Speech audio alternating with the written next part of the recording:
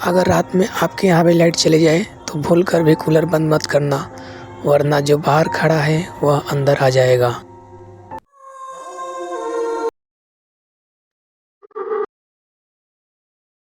उस रात बिजली चली गई थी। गर्मी इतनी थी कि सांस लेना मुश्किल था। लेकिन मम्मी ने सोने से पहले एक बात बोली, रात में चाहे कुछ भी हो जाए कूलर बंद मत करना। मैंने हंसते हुए पूछा क्यों? उन्होंने सिर्फ इतना कहा, बंद हुआ तो वह अंदर आ जाएगा। रात के तकरीबन 1:17 हो रहे थे। पूरा घर पसीने में भीग रहा था। कूलर की घर घर आवाज़ एक रिफ्लेक्शन में आ रही थी। मैं उस समय अपना फ़ोन चला रहा था। तभी कूलर की हवा अचानक गर्म होने लगी, जैसे किसी ने उसके सामने खड़ा होकर हवा रोक ली हो।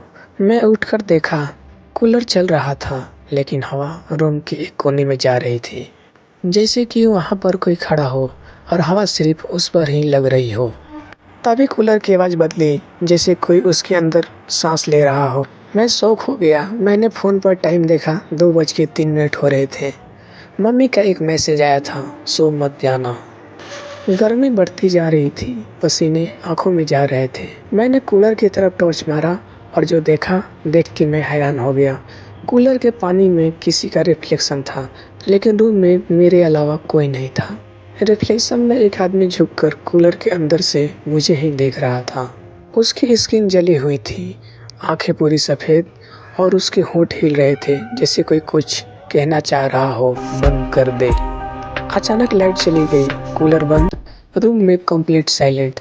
और उस साइलेंट में मेरे बिल्कुल पीछे से एक आवाज़ आई, अब गर्मी नहीं लग रही है।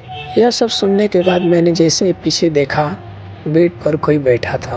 वह पूरा जला हुआ दिख रहा था, उसके बॉडी से धुआं निकल रहा था और वह मुस्कुराया। मैं बाहर खड़ा था, हवा के वेट कर रहा था। सुबह मम्मी ने मुझे उठाया, मैं ज़मीन पर सोया था। उन्होंने गुस्से में पूछा, कूलर क्यों बंद किया?